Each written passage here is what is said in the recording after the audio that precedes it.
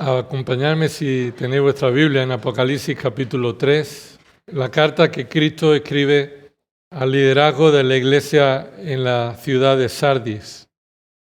En esta tarde vamos a ver cómo Cristo advierte a su iglesia en esta ciudad, y es una de las 7 advertencias que encontramos en las cartas que Cristo trae a su iglesia en las ciudades donde están reunidas. Apocalipsis capítulo 3, versículo 1.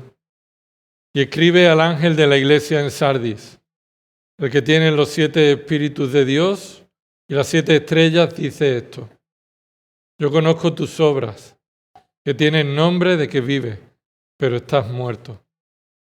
Ponte en vela y afirma las cosas que quedan, que estaban a punto de morir, porque no he hallado completas tus obras delante de mi Dios. Acuérdate pues de lo que has recibido y oído, guárdalo y arrepiéntete.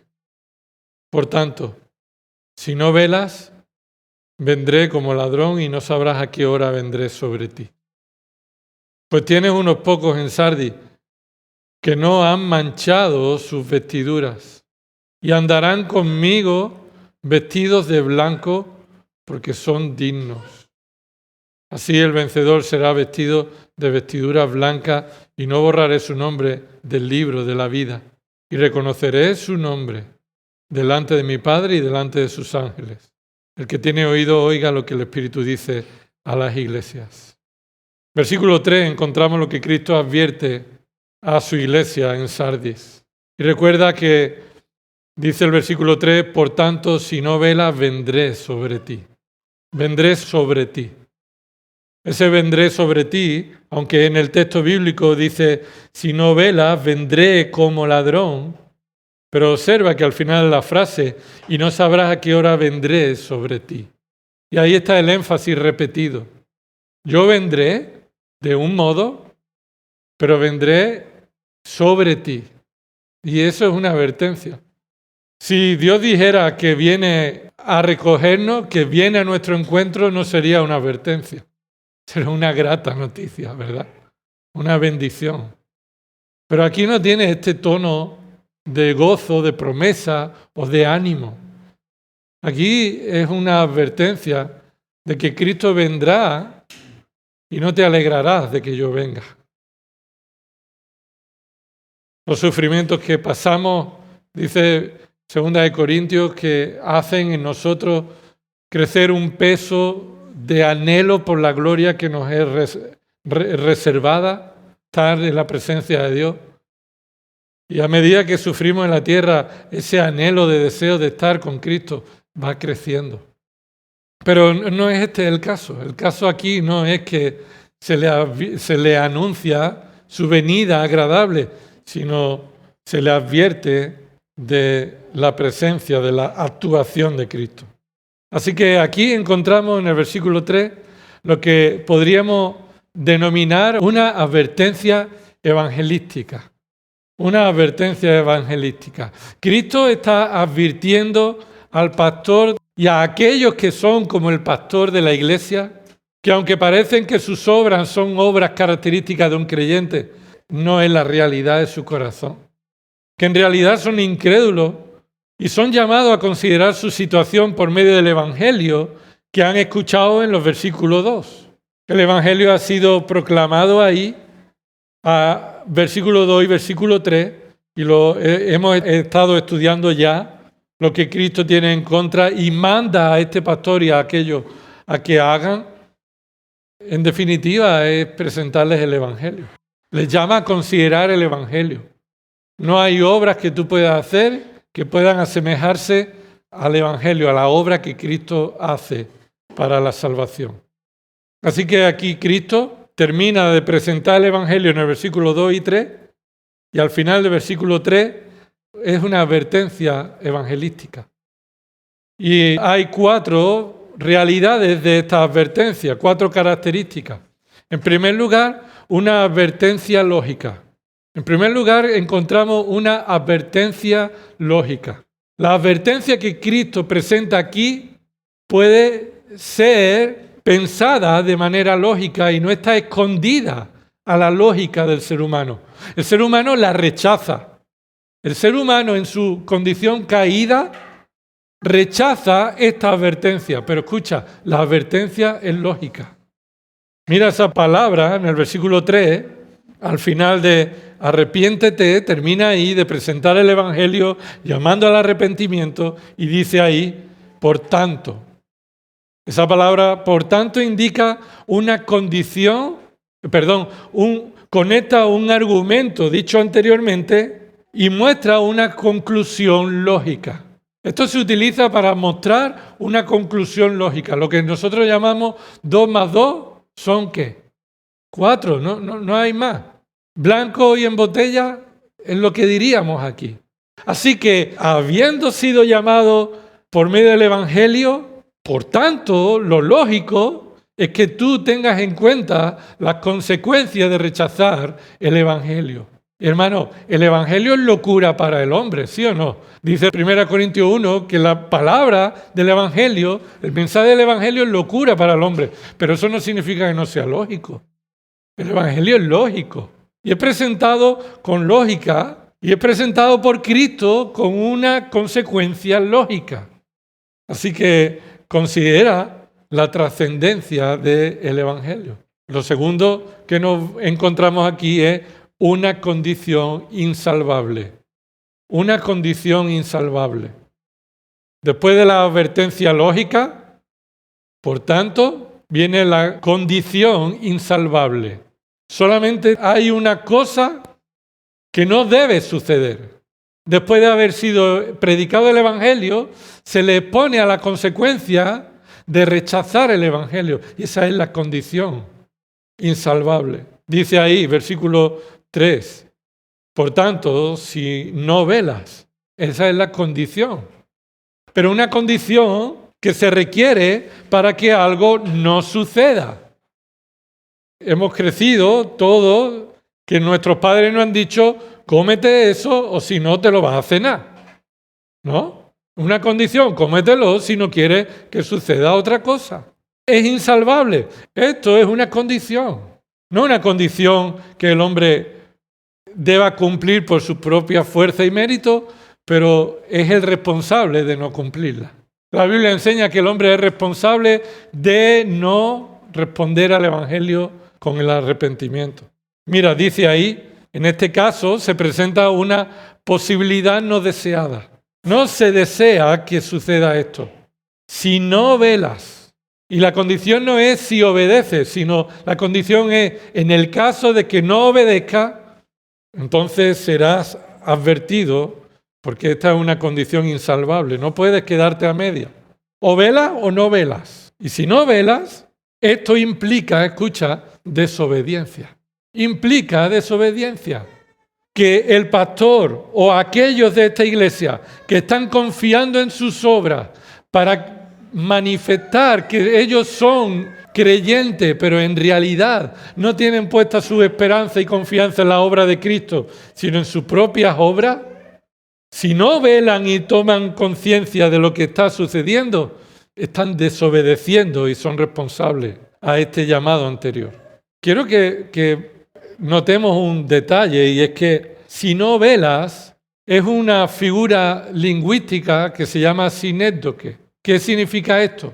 Significa que nombra una parte para referirse al todo.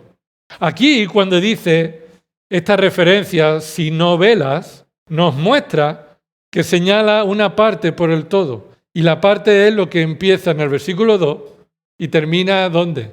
En el arrepentimiento. Así que lo que está diciendo Cristo es que te he dado 5 mandatos en el que se muestra que debes considerar el Evangelio y arrepentirte de tus pecados. Y esos 5 mandatos empiezan por el primero. ¿Cuál es el primero? Dice ahí, ponte en vela, versículo 2. Ahí empieza. Y Cristo está llamando a que empieces, y si no empiezas esto que te estoy mandando a considerar el Evangelio, por supuesto no vas a llegar al quinto, que es el arrepentimiento. Así que Cristo aquí está poniendo una condición que no solamente es si no velas, sino es si tú rechazas el Evangelio, si tú no te arrepientes, si tú no consideras los 5 mandatos que te he presentado, que son ponerte en vela, afirmar las cosas, acordarte de lo que has escuchado, guardarlo, ponerlo firme y arrepentirte de tus pecados. Por tanto, esto implica que no velar es no cumplir ninguno de esos y es no responder al Evangelio. Así que hay una condición insalvable para los pecadores: responder al Evangelio con arrepentimiento y fe. Eso es lo que somos llamados a hacer: predicar el Evangelio, que es el llamado al arrepentimiento de los pecadores por medio de los méritos de Cristo para ser reconciliados con Dios por medio de la muerte y resurrección de Cristo, para ser librados de su ira justa sobre nosotros. Entonces sufriremos las consecuencias desastrosas de lo que se nos advierte a continuación. Y esto es un llamado a considerar que la salvación solo es por gracia, solo por medio de la fe, solo en Cristo únicamente y solo para la gloria de Dios y no para el hombre. Y esto es lo que, aunque este hombre aparentaba ser creyente, no creía. Una advertencia lógica, una condición insalvable. En tercer lugar, una consecuencia inevitable. Una consecuencia inevitable. Vendré sobre ti. Vendré sobre ti. Se enfatiza 2 veces, es lo más enfático en esta advertencia. Vendré sobre ti. Este verbo vendré tiene como sujeto a Cristo. Es Cristo quien lo dice. Y no es solamente hablando de manera gramatical, sino que implica que diga Cristo que Él es el que va a ejecutar esta acción. Indica que no podrás evitar que suceda. ¿Quién puede parar el brazo de Dios? ¿Quién? Nadie. ¿Quién puede evitar lo que Dios se dispone a hacer? Nadie. Entonces, cuando Cristo dice vendré, no dice mandaré a alguien. Dice yo mismo lo haré. No podrás evitarlo. La consecuencia es inevitable. Él realizará la acción con la autoridad y el poder supremo que Él posee, que es el único Dios vivo y verdadero, el trino Dios. En la persona de Cristo Él está advirtiendo de una consecuencia de la cual nadie podrá evitar sufrir. Es una advertencia diferente a lo que Cristo le dijo en el capítulo 2, versículo 5. Capítulo 2, versículo 5. Recuerda, por tanto, de dónde has caído y arrepiéntete y haz las obras que hiciste al principio. Si no, vendré a ti y quitaré tu candelabro de su lugar si no te arrepientes. El mismo verbo, vendré a ti. Cristo lo hará, no lo podrás evitar. Él lo realizará. Pero el verbo en el capítulo 2, versículo 5, está en presente. Dice, vengo a ti. Como algo que puede suceder en cualquier momento, inminente. Está en un presente. Pero en el capítulo 3, versículo 3, ese verbo está en futuro, no está en presente. Lo que nos está mostrando es que Cristo está anunciando que Él hará algo a este pastor y todos los que son como este pastor en un momento de la historia. Escucha, Cristo está diciendo, vendré a ti en el futuro en un momento de la historia. Sin duda, en el capítulo 2, en la carta de Cristo a el liderazgo de Éfeso no se refería a un liderazgo inconverso. Era un liderazgo que era creyente, pero había abandonado el amor prioritario. ¿Recuerda que lo estuvimos estudiando? El amor prioritario es que todo lo que estaba haciendo ese liderazgo y la iglesia no era por amor a Dios, sino por amor a ellos. Estaban motivados por su ego, por su gloria. Cristo los llama a centrarse de nuevo, a volver al amor supremo. El amor a Cristo, el amor a Dios. Entonces eran creyentes. Pero en este caso, en el capítulo 3, versículo 3, este contexto, esta advertencia va dirigida a un inconverso, aunque parezca creyente. Pero es un inconverso. Así que observa que en el capítulo 2, versículo dice, vendré a ti. En el capítulo 3, versículo 3 dice, vendré, ¿cómo dice? Sobre ti. Y esto es importante, ¿eh? Porque no es lo mismo venir a ti que venir sobre ti. Si yo vengo a ti, esa es una interpretación o es un significado en el que yo me acerco a ti a hacer algo. Pero cuando dice la mayoría de las veces el uso que tiene este sentido sobre ti, es para traerte disciplina, para echarme encima tuya, para echarme encima tuya, para ponerme sobre ti.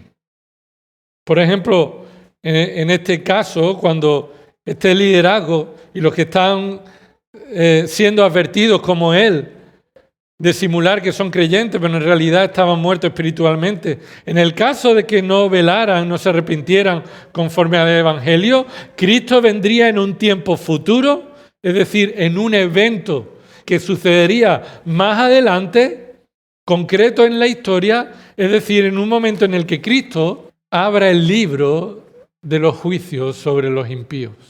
Un castigo que está preparado para los impíos. Romanos capítulo 2, mira lo que dice Romanos capítulo 2, versículo 5. Romanos 2, 5. Mas por causa de tu terquedad y de tu corazón no arrepentido, esta sería la condición de alguien que no vela, como ha dicho en el versículo 3 del capítulo 3. Por tu terquedad y tu corazón no arrepentido, ¿qué dice? Estás acumulando ira para ti. ¿Escuchas bien? Ira para ti en el día de la ira y de la revelación del justo juicio de Dios. A esto se está refiriendo Cristo cuando dice en Sardis, vendré sobre ti. Porque tú, si no te arrepientes, no respondes con fe y arrepentimiento al Evangelio, tú estás acumulando ira para ti. Y yo vendré sobre ti en el día de la ira del justo juicio de Dios. Por eso Él está anunciando algo en futuro que sucederá. Otro aspecto que hemos visto es ese sobre ti, que significa que vendrá para traer juicio y disciplina. Hechos 13, 11. Ahora he aquí, la mano del Señor está sobre ti. Y este anuncio que se le dice ahí al apóstol, contando eso, dice, la mano del Señor está sobre ti, te quedarás ciego. Es evidente. La mano del Señor está sobre ti no para cuidarte de la ceguera, sino para traerte ceguera. Esa es la forma en la que la mano de Dios está sobre él. Hay muy pocas veces en que la mano de Dios se toma como un sentido de protección sobre su pueblo.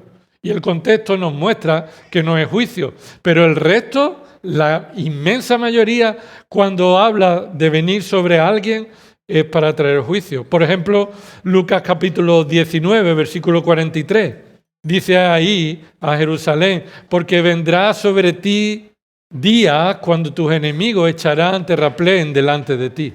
Y ese vendrá sobre ti día está directamente usando esa forma de hablar sobre ti para hablar de que serán conquistados por los enemigos. O otro ejemplo más en los Salmos, Salmo 38, versículo 2, porque tus saetas se han clavado en mí. La saeta no es un canto, las saetas son las flechas. Y tus saetas, es decir, el salmista dice, las flechas que están clavadas en mí y me producen dolor, vienen de ti. Yo sé que vienen de ti. Y en la siguiente frase dice, y sobre mí ha descendido tu mano. Así que sobre mí ha descendido tu mano, está relacionado con que tú has tirado flechas sobre mí. Cuando Cristo entonces está diciendo, vendré sobre ti, no tiene otro significado que traer juicio sobre tal pecador que no se arrepiente. Por tanto, esta es una consecuencia inevitable. La paga del pecado es la muerte. Romanos 6, 23. La paga del pecado es la muerte. ¿Eso forma parte del Evangelio o no? Forma parte del Evangelio. El Evangelio no es llamar a las personas a que su vida va a cambiar, todo va a ir bien, que Dios te ama, quiere ser tu amigo, quiere tener una relación contigo. Por supuesto que sí, pero es que la paga del pecado es la muerte. Tú estás muerto, estás condenado y lo que tú mereces es la ira justa de Dios. Tú debes ser salvado de tus pecados y de la ira justa de Dios. Así que no debemos dejar a un lado lo que Cristo utiliza aquí en la advertencia evangelística. Cuando tú escuches que alguien dice, no, hombre, no hay que hablar de pecado ni de consecuencias, pues Cristo lo hace. No solamente en los evangelios, sino aquí Cristo está advirtiendo con las consecuencias de rechazar el evangelio. Y terminamos. En cuarto lugar, una ejecución inadvertida. una ejecución inadvertida. La advertencia se ejecutará. ¿Pero cómo se ejecutará? Cristo lo define aquí, versículo 3. Vendré como ladrón. Vendré como ladrón. Esta comparativa nos indica la forma en la que Cristo ejecutará la advertencia. Y su característica es inadvertida. Y utiliza esta comparación con un ladrón, que no tiene una consideración negativa. Cristo no está comparándose con un ladrón en que le hará algo injusto, algo malo que no merece, o te quitará algo que te corresponde. No se refiere a la condición del ladrón asemejándose a Cristo, sino en la forma en la que el ladrón viene, en la forma en la que Cristo viene para ejecutar esa consecuencia. ¿Y cómo es la forma en la que un ladrón viene?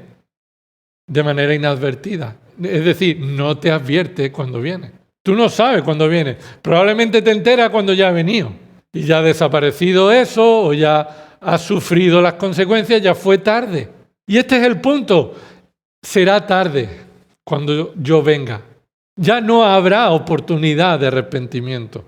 No hay arrepentimiento después de la muerte. No hay salvación para los que mueren o para los que están vivos cuando Cristo venga.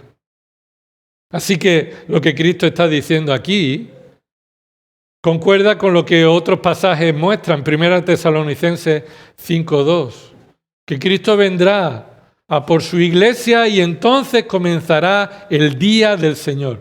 Y el día del Señor es el título para los juicios del Señor. La última semana de Daniel, los 7 últimos años, el tiempo de la tribulación. 1 Tesalonicenses 5:2, pues vosotros mismos sabéis perfectamente, y esto es porque yo lo enseñé, dice Pablo, sabéis perfectamente que el día del Señor vendrá, así como un ladrón viene en la noche. No va a venir con anuncios. Los terremotos no anuncian la venida de Cristo, ni la pandemia anuncia la venida de Cristo. Cristo vendrá y cuando venga no será anunciado con sucesos necesarios. No hay nada que tenga que pasar para que Cristo venga. Cuando Cristo venga, va a venir como viene un ladrón en la noche, sin avisar. Y lo que tenemos que hacer entonces como iglesia es llamar a los pecadores a que se arrepientan y consideren la advertencia evangelística. Porque si no, será tarde. Segunda de Pedro 3, versículo 10. Pero el día del Señor vendrá como ladrón, en el cual los cielos pasarán con gran estruendo y los elementos serán destruidos con fuego intenso y la tierra y las obras que hay en ella serán quemadas. Es decir, cuando venga el Señor a arrebatar a su iglesia, comienza el día del Señor, todos los juicios que están a partir del capítulo 6 de Apocalipsis. Ahí sí que va a haber guerra, rumores de guerra, terremotos y todo lo que enfermedades. Pero ya el Señor ha venido a llevarse a su iglesia. Y ahí empezará a ejecutarse esta advertencia de manera inadvertida. Mateo 24, 43. Pero comprended esto. Si el dueño de la casa hubiera sabido a qué hora de la noche iba a venir el ladrón, hubiera estado alerta y no hubiera permitido que entrara en su casa. Y escucha, ¿por qué de los 5 mandatos que Cristo le ha dado en los versículos 2 y 3, se refiere a velar, al primer mandato de velar? Porque está directamente relacionado con la venida de Cristo, que vendrá como un ladrón en la noche. Y tú, si no velas, te va a coger como coge a uno que está durmiendo y no sabe que ese día van a robar. No como la película esa de Solo en Casa. El niño sabía que iban a venir, los había preparado todo para que los cacos no se llevaran lo suyo. Pero esto es diferente. Cristo dice, no vas a saber cuando yo venga. Así que ahora es el momento de la salvación. Ahora es el día de salvación. Porque si hubiera sabido cuándo hubiera venido el ladrón, hubiera estado velando. Pero es que se te dice ya, vela, porque en cualquier momento ya será tarde. Apocalipsis 16, 15. Observa lo que dice, que está conectado con esta carta. Apocalipsis 16, 15. Dice ahí, he aquí vengo como ladrón. Bienaventurado el que ¿qué? El que vela y el que ¿qué? Y el que guarda su ropa. No sea que ande desnudo y vean su vergüenza. Es directamente relacionado con lo que Cristo está advirtiendo al liderazgo y a los que parecen ser creyentes de esa iglesia. Yo vendré como ladrón en la noche, bienaventurado el que vela y guarda su ropa. Eso es guardar en santidad, como está diciendo en esa carta. ¿Hay alguno en esa iglesia que dice que han guardado sus ropas en santidad, sus ropas limpias? Y lo veremos en otra ocasión qué significa eso. ¿Cómo aplicamos lo que acabamos de aprender, hermano? Primero, si no eres creyente, aunque parezca que lo seas, no podrás evitar esta consecuencia. Así que arrepiéntete. Arrepiéntete, abandona toda apariencia, todo engaño. Aún los que parecen religiosos están escondidos en una apariencia de religiosidad, pero son los que tienen un corazón más duro, más endurecido. Así que si no estás seguro de tu salvación, arrepiéntete y confiesa a Cristo como Señor y Salvador y vive una vida en progresiva santidad. Abandona el pecado, no sigas viviendo en el pecado en el que hasta ahora se te conocía y sepas que tu salvación está asegurada. Ahora, si eres creyente, recuerda de lo que has sido librado. Recuerda de lo que has sido librado. Alaba a Dios, adora a Dios, vive en dependencia de su gracia, vive para su gloria. Tú has sido salvado para Él, no para ti. Así que, ¿de qué te ha salvado el Señor? De que venga sobre ti. ¿Y cómo lo hizo? Cayendo sobre Él la justa ira que tú y yo merecíamos. ¿Cómo vamos a vivir menospreciando ese tesoro tan grande? Así que adora a Dios y vive en consecuencia, en dependencia de su palabra, de su espíritu, de su gracia. Y por último, comparte el Evangelio a los pecadores de manera fiel, como Cristo lo hace. Advierte de las consecuencias a los pecadores. Señor, perdona nuestros pecados y te pedimos que si hay alguien entre nosotros que está aferrado a una apariencia o a un rito o a una costumbre o a un horario o a una tradición, pero no ha nacido de nuevo, no ha confesado que está bajo tu ira, y no se ha aferrado a Cristo y no ha confesado a Cristo como Señor y Salvador, que tú lo salves. Señor, que tú uses tu palabra, el poder de tu Espíritu Santo para salvar a tus hijos, a tus escogidos.